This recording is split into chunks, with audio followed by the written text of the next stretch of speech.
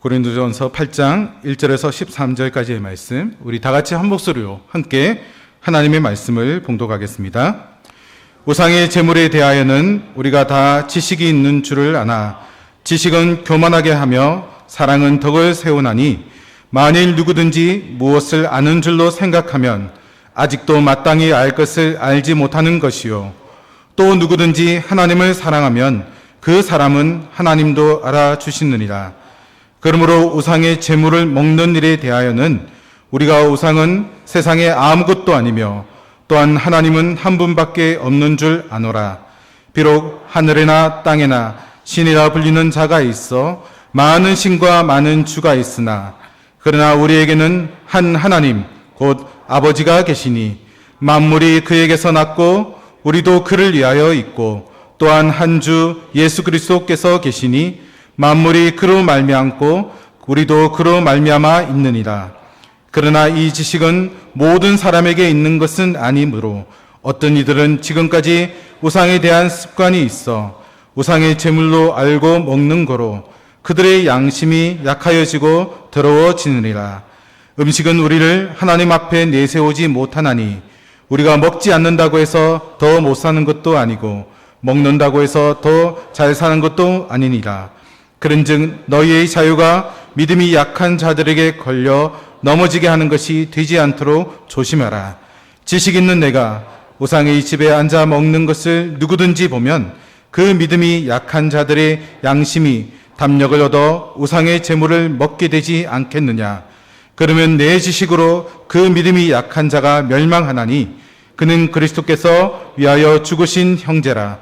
이같이 너희가 형제에게 죄를 지어 그 약한 양심을 상하게 하는 것이 곧 그리스도에게 죄를 짓는 것이니라. 그러므로 만일 음식이 내 형제를 실족하게 한다면 나는 영원히 고기를 먹지 아니하여 내 형제를 실족하지 않게 하리라. 아멘. 시간이 참 빨리 지나가는 것 같습니다.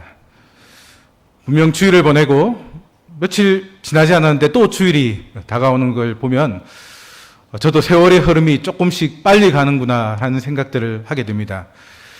제 머릿속에 나 있는 이 흰머리를 보면 더 그런 것 같다는 생각이 드는데요. 우리나라에 기독교가, 개신교가 들어온 지 시간이 참 많이 흘렀습니다. 혹시 언제가 처음인지 아시는 분 계십니까? 예. 잘 몰라주셔서 감사합니다. 1884년 9월 알렌 선교사가 우리나라에 입국하게 됩니다. 의사로서 들어오게 되어지는데요. 물론 그 이전에도 몇몇 선교사들이 우리나라에 들어오긴 했지만 선교를 위해 공식적인 절차를 밟고 온 것은 이때부터라고 할 수 있습니다. 그리고 이듬해인 1885년 4월경에 우리가 잘 아는 장로교회 언더우드 선교사와 감리교회 아펜젤러 선교사가 목사 선교사라는 첫발을 내딛게 되고 이들에 의해서 본격적인 개신교 선교의 역사가 시작됩니다. 개신교는 초기부터 순탄하게 복음을 전할 수 있었는데요. 이것이 가능했던 것은 1884년 12월에 있었던 갑신정병시에 명성황후의 조카였던 민영익이 큰 부상을 입게 됩니다. 이때 알렌 선교사가 추구가는 그를 치료해서 살려주는 일이 있었습니다.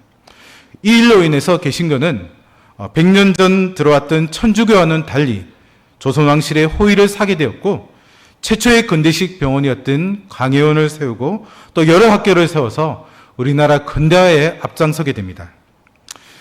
하지만 1884년 이승훈의 영세로부터 시작되었던 천주교 선교의 역사는 그야말로 큰 시련의 연속이었습니다. 특히 신부들은 임금보다 교황에게 복종할 것을 가르쳤는데 이로 인해서 무금무부, 즉 임금도 없고 부모도 없는 종교라는 오해를 받았습니다. 그래서 큰 박해를 당했는데요. 특히 1791년에 일어난 진산 사건은 이 당시 조정의 천주교 박해를 더욱더 가속화시켰습니다. 이 사건은 전라도 진산에 있던 윤지충, 권상현이라는 두 선비가 부모의 제사를 거부하고 위패를 불태운 사건입니다. 당시 조선은 주작을 바탕으로 예약을 중시하고 있었기에 이 사건을 매우 위중한 것으로 보았는데요. 윤지충과 권상현 즉시 체포되었고 신분 끝에 자신들이 천주교 신자이고 교리에 따라서 조상의 제사를 거부하고 위패를 불태웠다라고 자백하게 됩니다. 그 당시 임금이었던 정조는 이들에게 즉각 사형을 내리게 됩니다. 이후 천주교는 제사 문제와 또 여러 정치적인 이유로 엄청난 박해를 받았고 수많은 사람이 순교를 당했습니다. 그런데 제사 문제는 당시 이 천주교만의 문제는 아니었습니다. 개신교 역시 조상의 제사 문제로 여러 갈등들이 있어 왔는데요. UCL의 한국기독교학 옥승덕 교수는 유교 제사에 대한 개신교인의 태도라는 글에서 이 제사 문제가 개신교 개종의 최대 장애물이었다라고 진단합니다. 그리고 제사를 포기하는 것은 우상 파괴적인 어떤 신앙 행위만이 아니라 전통, 조상, 부모, 친족, 그리고 친구와의 단절이라는 소속감의 상실을 의미했고 또 유교적 영생을 담보했던 족보에서 제거되는 실존적 위기를 의미한다라고 보았습니다. 그래서 많은 한국 교인들이 가족과 문종의 신체적, 경제적, 사회적 박해와 따돌림에도 불구하고 이 제사에 불참하고 또 신앙을 유지하기 위해 투쟁했지만 일부는 박해에 굴복하고 신앙을 포기했었는데요. 이는 가족 공동체와 단절된 개인주의적인 구원을 수용할 수 없었기 때문이라고 보았습니다. 이런 상황 가운데서 혹자는 자신이 예수님을 믿는 믿음 안에 굳게 서 있기에 믿지 않는 가정에서 형식적으로나마 제사를 드리며 가정의 평화를 지키는 것이 그 가정을 복음하는데 더 좋다라고 생각하며 자유롭게 제사를 드리기도 했습니다. 하지만 믿음이 연약한 사람들은 믿음이 좋다고 생각하는 사람이 자유롭게 제사하는 모습을 보며 시험에 빠졌고 결국은 교회를 떠나는 그런 경우들도 있었는데요. 그런데 오늘 우리가 읽은 본문에 등장하는 이 고린도 교회도 이와 같은 문제로 큰 갈등을 빚고 있었습니다. 곧 우상에게 바쳐진 제물을 먹는 문제로 인해서 매우 심각한 갈등이 벌어지고 있었던 것입니다. 오늘 문제는 이 문제를 놓고 바울에게 질문한 것과 그 질문에 대한 바울의 답변을 기록하고 있습니다. 여러분, 고린도 교회가 이런 갈등이 벌어지게 된 것은 당시 사회적인 배경과 연관지어 생각해 볼 수 있는데요. 당시 고린도는 헬라 아가야 지방의 수도로 헬라 대부분의 지역이 그러하듯이 우상 숭배가 만연해 있던 지역이었습니다. 그리고 대중적 집회와의 대부분이 그들이 섬기는 신전을 중심으로 이루어지고 있었기에 신전은 고린도 사람들의 사회생활의 중심을 차지하고 있었습니다. 근데 그들의 우상 숭배에 있어서 가장 필수적인 요소는 그들이 섬기는 신들에게 제물을 바치는 일이었습니다. 이때 사람들이 바치는 막대한 양의 제물은 신전에서 제사를 드리는 사제들에게 분배되었으며 또 사제들은 분배받은 제물을 자신들이 필요한 만큼 취하고 나머지는 시장에 내다 팔아 생계를 유지했습니다. 따라서 시장에는 우상에게 바쳐졌던 제물과 또 일반 고기가 함께 판매되어졌는데요. 바로 이것 때문에 문제가 생겨나게 되었던 것입니다. 즉 우상에게 바쳐진 제물과 일반 고기가 구분되지 않아서 고린도 교회 성도들 가운데도 본의 아니게 우상에게 바쳐진 제물을 사서 먹는 경우가 발생하였던 것입니다. 물론 이방신의 존재를 인정하지 않는 성도들은 우상에게 바쳐진 제물은 아무것도 아니며 그것을 먹는다고 해서 문제가 될 것이 없다라고 생각했습니다. 하지만 교리적으로 정립되지 않았던 초대교회 당시에 우상에게 바쳐진 제물을 먹는 문제는 매우 심각한 것이었습니다. 먼저 고린도 교회 성도들 가운데는 유대교에서 개종한 사람들이 있었는데요. 이 사람들은 우상에게 바쳐진 제물은 부정한 음식이라 하여 일절 먹을 수 없다라고 주장했습니다. 그리고 영지주의의 영향을 받아 그리스도 안에서의 자유를 지나치게 주장했던 사람들은 우상에게 바쳐진 제물을 먹는 것은 아무런 문제가 되지 않는다라고 주장하면서 이 양자 간에 매우 첨예한 대립이 벌어지게 되었던 것입니다. 그리고 이 대립과 갈등이 심각해지자 고린도 교회 성도들은 고린도 교회를 세웠던 바울에게 이 문제에 대한 조언을 구하게 되었던 것입니다. 먼저 1절 말씀을 보면 우상의 제물에 대하여는 우리가 다 지식이 있는 줄을 아나 지식은 교만하게 하며 사랑은 덕을 세우나니 라고 기록하고 있습니다. 여러분, 당시 고린도 교회는 다양한 사람들로 구성되어져 있습니다. 그들 중에는 앞서 언급하였던 것처럼 이방신의 존재를 인정하지 않으며 하나님을 유일신으로 인정하는 성도들에게 있어서 이 우상에게 바쳐진 제물은 아무것도 아니기에 그것을 먹는다고 해서 문제될 것이 없다라는 그런 지식을 가진 자들이 있었습니다. 그들은 이러한 지식을 바탕으로 우상에게 바쳐진 제물을 주저하지 않고 먹었습니다. 그러나 1절 후반절에서 바울은 지식은 교만하게 하며 사랑은 덕을 세우나니 라고 말씀합니다. 여러분, 무슨 말씀입니까? 성도가 우상과 또 우상에게 바쳐진 제물에 대해 올바른 지식을 가지는 것은 매우 좋은 일입니다. 그러나 이러한 지식을 가진 성도들이 믿음이 약한 성도들을 배려하지 않고 무분별하게 우상의 제물을 먹는 것은 오히려 교만한 행위라고 할 수 있으며 이로 인해 믿음이 약한 성도들이 시험에 드는 그런 문제들이 발생하였던 것입니다. 곧 믿음이 연약한 성도들은 우상과 또 우상에게 바쳐진 제물에 대한 지식이 전혀 없었습니다.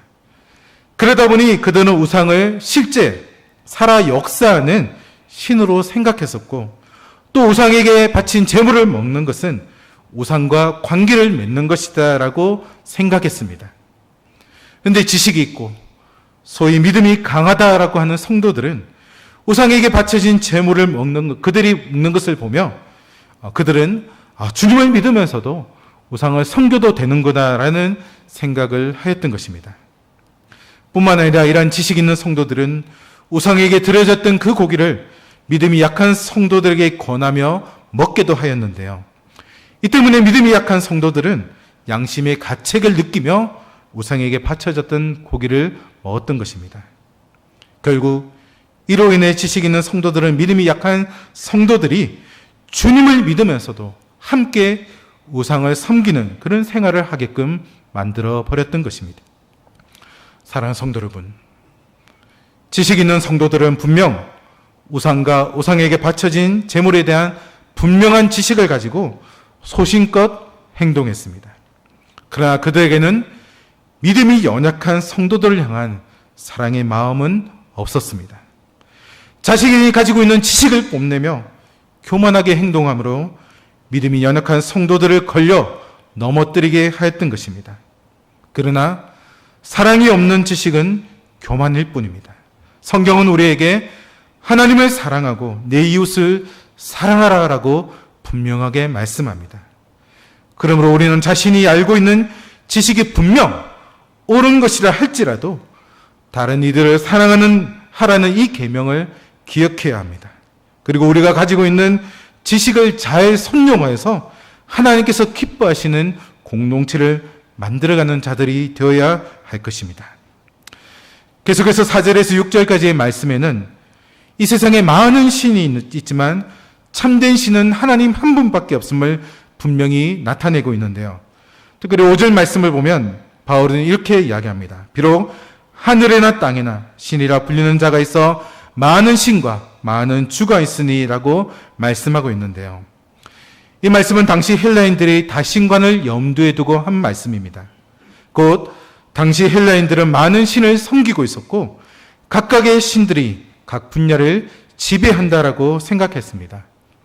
그래서 올림푸스 신전에는 그들이 섬기는 대표적인 12신, 즉 하늘을 관장하는 제우스, 그리고 그의 아내 헤라, 태양을 관장하는 아폴로, 사냥과 출산의 신인 아르테미스, 술의 신이었던 디오니소스, 사랑과 미의 여신인 아프로디테, 곡물과 대지의 여신인 데메테르, 바다의 신인 포세이돈, 전쟁과 지혜의 여신인 아테네, 군대의 신인 아레스, 전령의 신인 헤르메스, 그리고 불과 대장장의 신인 헤파이스토스 등의 신상이 모셔져 있었습니다.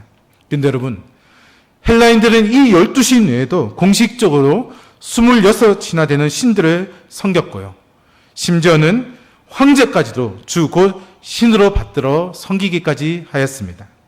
그야말로 바울의 말과 같이 하늘에서나 땅에나 신이라 불리는 자가 있어 많은 신과 주가 그들의 사회에 만연해 있었던 것입니다.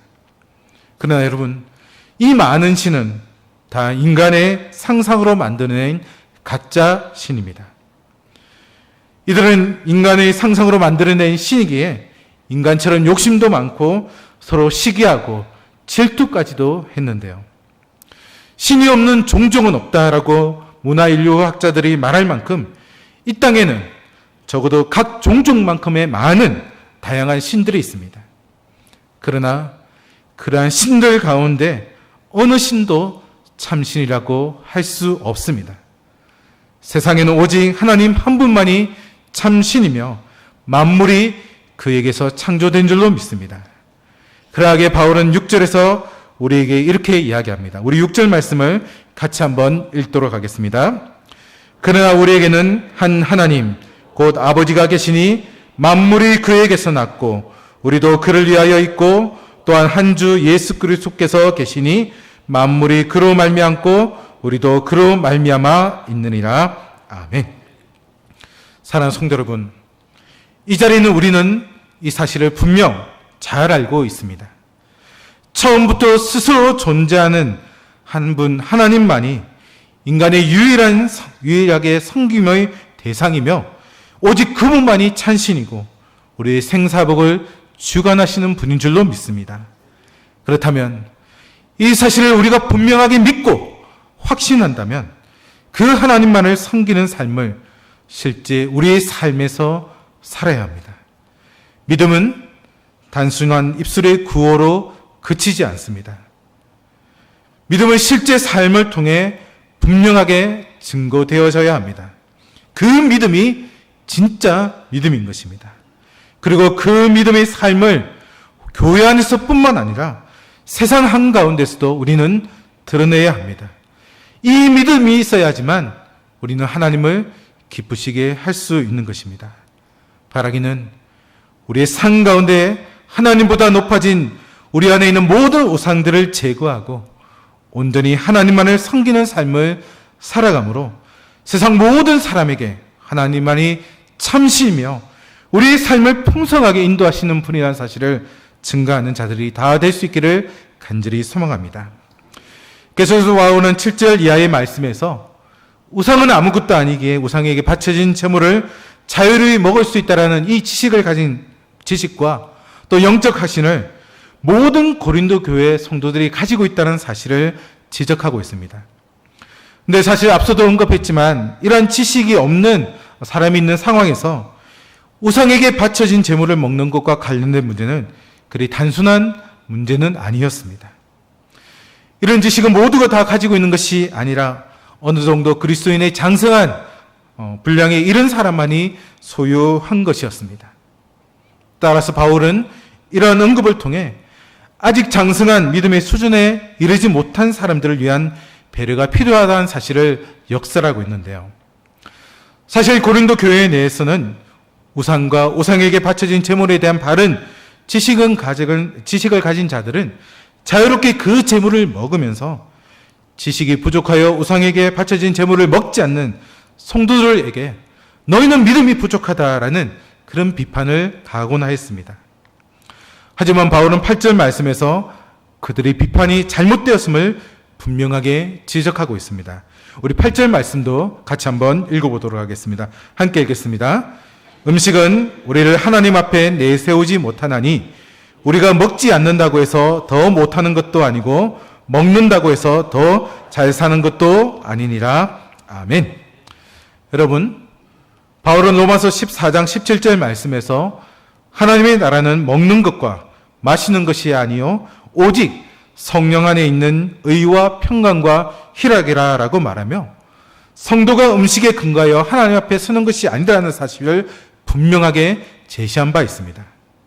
음식은 결코 하나님께서 그리스도인들을 평가하시고 판단하는 근거가 될 수 없습니다.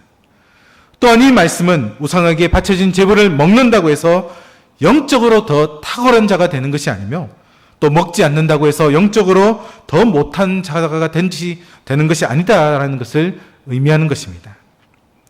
고린도 교회에서 지식이 있다 자처하는 자들은 자신들이 우월한 지식을 내세워 우상의 재물을 먹는 자들은 신앙이 탁월한 자로 인정했지만 그렇지 않는 자는 믿음이 약한 자들로 평가했던 것입니다. 그러나 바울은 분명하게 우리에게 말씀합니다. 우상의 재물을 먹고 안 먹고 하는 것은 신앙을 그것으로 평가하는 것은 옳지 못하다는 것입니다. 그런데 바울이 이런 사실을 들어 궁극적으로 우리에게 말하고자 하는 바가 무엇입니까? 그것은 바로 그리스도인들이 자유를 행할 때 사랑의 근거에서 행해야 하며 다른 형제들에게 미칠 영향을 충분히 고려해야 한다는 점입니다. 9절 말씀이 이런 사실을 우리에게 잘 설명해 주고 있는데요. 우리 9절 말씀도 같이 한번 읽도록 하겠습니다. 그런즉 너희의 자유가 믿음이 약한 자들에게 걸려 넘어지게 하는 것이 되지 않도록 조심하라. 아멘. 여기에 나오는 자유는 권위, 권리, 권세라는 의미를 지니고 있습니다. 우리는 고린도 교회 성도들 가운데 지식 있노라라고 자처하는 일단의 무리가 우상에게 바쳐진 재물에 관한 한 자신들이 하고 싶은 대로 행동할 수 있는 권리가 있음을 주장했음을 오늘 말씀을 통해서 우리가 분명히 확인하게 되어집니다. 그러나 이러한 주장은 결코 정당한 그리고 옳은 주장이라 할 수 없습니다. 그래서 바울은 그러한 주장을 펴는 사람들에게 너희의 자유가 믿음이 약한 자들에게 걸려 넘어지게 하는 것이 되지 않도록 조심하라는 제안을 두었던 것입니다. 사랑하는 성도 여러분, 신앙이 성숙한 자는 신앙이 연약한 자가 신앙의 성숙으로 향해 나아가는 것을 결코 가로막아서는 안 됩니다. 또한 한 사람에게 옳은 것이 반드시 모든 사람에게 옳은 것도 아닙니다. 그 어떤 그리스도인도 자신의 상대적인 선악의 기준을 따라 타인에게 강요해서는 안 되는데요. 그러므로 고린도 교회 성도들 가운데 일부가 자신들의 상대적인 지식을 자신이 자유롭게 행동할 수 있는 권한으로 생각하였던 것입니다. 그러나 바울이 본문에서 계속해서 강조하는 바가 무엇입니까? 그것은 바로 지식이 신앙의 출발점이 되어서는 안 된다라는 사실입니다. 지식은 그 자체로 그리스도인의 유일한 행동 원리가 될 수 없습니다. 바울은 사랑이 없는 지식은 결코 공동체를 올바로 세우지 못하며 그러한 지식은 오히려 교만한 것이라 말씀한 바 있습니다. 따라서 바울에게 있어서 공동체를 온전하게 세우는 원리는 지식이 아니라 바로 사랑입니다. 사랑이 충만할 때 서로를 배려하게 되고 결국 공동체가 온전히 세워진다라고 바울은 생각했던 것입니다. 그래서 바울은 이어지는 10절부터 12절까지의 말씀에서 구체적인 신뢰를 들어 자신의 주장을 명확하게 밝히고 있는데요. 그 중에서 10절에 나오는 우상의 집은 우상 숭배를 행위가 벌어졌던 바로 이방 신전을 가리킵니다. 앞서 언급하였듯이 당시 고린도 사회의 신전이 그 사회의 중심에 있었기에 그리스도인들도 사회생활을 위해서는 당시 신전을 자유롭게 드나들었습니다.